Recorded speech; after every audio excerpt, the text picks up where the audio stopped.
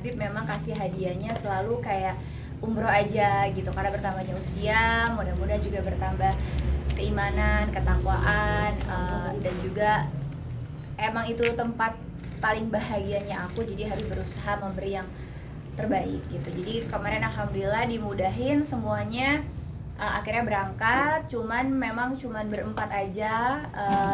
Sajid Syatir karena sebelumnya udah izin banyak banget ke Eropa, jadinya nggak dikasih izin sama guru-gurunya gitu. Dan Ipeh juga memang nggak dikasih izin karena memang lagi ujian di Tarim juga. Akhirnya cuman sama Kalisa dan Khadijah. Sebenarnya Habib requestnya maunya berdua aja, cuman kan Khadijah masih ASI, terus Kalisa juga waktu itu masih baru sehat juga, jadi untuk ditinggal takut kepikiran, jadi akhirnya terpaksa dibawa juga gitu. Alhamdulillah lancar 9 hari. Dan juga seneng banget karena berbarengan juga sama hafiz Quran, jadi ya seneng aja, vibe-nya jadi kayak lebih positif, lebih menyenangkan, lebih happy, dan ibadahnya jauh lebih ngena gitu. Kan ada keribatan sendiri nggak sih? Ya kan maksudnya bawa 2 orang anak nih. Alhamdulillah enggak sih, kayak karena udah biasa bawa anak dan lain sebagainya. Cuma memang Khadijah kan baru banget bisa jalan, jadi pas 2 hari sebelum berangkat tiba-tiba dia bisa jalan lancar langsung. Jadi paling agak lumayan capek aja, ekstra capek karena harus jagain kan, terus nggak pernah bisa diem gitu. Tapi karena juga alhamdulillahnya suster ada yang ikut, jadi suka ganti-gantian untuk jagain di hotel. Anak-anak juga nggak dibawa ke masjid juga, takutnya ntar malah nangis ganggu jamaah yang lain. Jadi ya udah, karena hotel juga dekat, jadi aku bisa melipir terus ke masjid bolak-balik. Selain kado umroh, di setiap Januari itu berarti wajib bagi untuk Insya Allah, iya, harapannya doa kita tuh memang minimal setahun sekali ke sana, khususnya di bulan Januari Habib yang pilih gitu. Memang enak juga udaranya kan, antara dinginnya sudah mau selesai, nggak dingin-dingin banget tapi juga nggak panas-panas banget gitu. Dan kebetulan ya dimudahin ya, alhamdulillah. Ada perbedaan mungkin Kak buat umroh yang kemarin sama Yang kali ini nih lebih apa ya, lebih padat banget juga, terus lebih ya kita fullin banget, bener-bener nikmatiin banget. Dan alhamdulillah juga lagi bulan Rajab juga, jadi kayak masya Allah sih, semangatnya juga tinggi-tingginya banget, jadi seneng banget. Apalagi kita ngelihat para hafiz Quran juga yang semangatnya luar biasa segala macam, jadi ngebakar kita juga yang masih banyak kurangnya, jadi kayak kepingin lebih lagi dan lebih lagi. Dan alhamdulillah kayak sekarang kan masuk ke Raudhah nggak kayak beberapa tahun yang lalu kan. Kalau beberapa yang tahun lalu pada saat jam-jamnya buka pagi kita antri, insya Allah bisa masuk. Kalau sekarang tuh ada yang namanya harus tasreh atau pakai nusuk gitu. Nah ini yang challengingnya juga, karena meskipun kita punya tasreh, kadang-kadang tasrehnya itu nggak bisa di barcode juga gitu. Jadi alhamdulillah, tapi ya tetap usaha, ikhtiar, dan alhamdulillah bisa 2 kali ke Raudhah gitu. Dan umrohnya juga lancar alhamdulillah, jadi kayak seneng aja sih, seneng banget.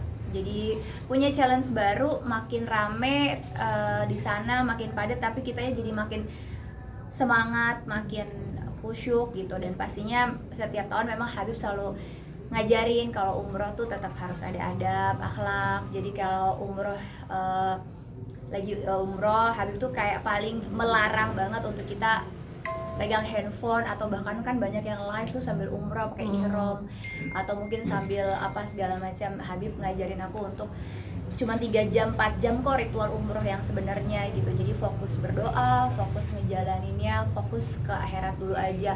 Kalau untuk mau foto-foto ya nanti setelah umrohnya kan bisa balik lagi untuk tawaf yang biasa aja atau tawaf wada gitu.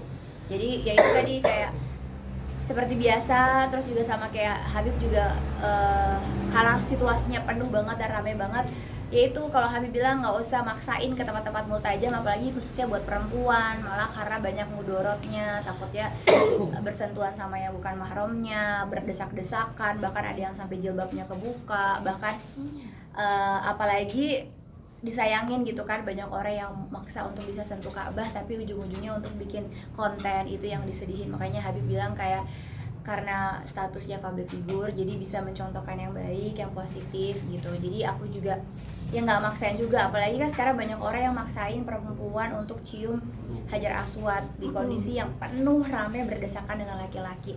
Yaitu Habib bilang nggak ada ibadah yang baik kalau kita ngelakuin dengan cara yang salah, apalagi banyak mudorotnya, kayak syariatnya udah jauh nih, karena mungkin berdesakan, berdempet-dempetan, bersentuhan, lalu ya itu sampai jilbabnya terbuka auratnya. Jadi iya benar-benar banyak pelajaran terus sih ya, karena makin rame, karena makin, dan kayak raudoh juga sama sekarang, saking susahnya segala macam, orang juga jadinya berdesak-desakan. Tapi Habib selalu bilang kayak, ingat ya, kamu ke rumah orang aja bertamu tuh ada adabnya, sama di raudoh juga ada adabnya. Jangan mentang-mentang mau sholat di paling depan jadi ngedorong orang, ngezolimin orang, atau nyelak, atau jadi ribut sama askarnya, atau jadi nggak ada adab lah. Jadi Habib selalu nekanin kayak harus ada adab juga di rumahnya Allah dan juga di rumahnya Rasulullah gitu. Selain kado umroh, ada kado apa lagi sih dari Habib? Adalah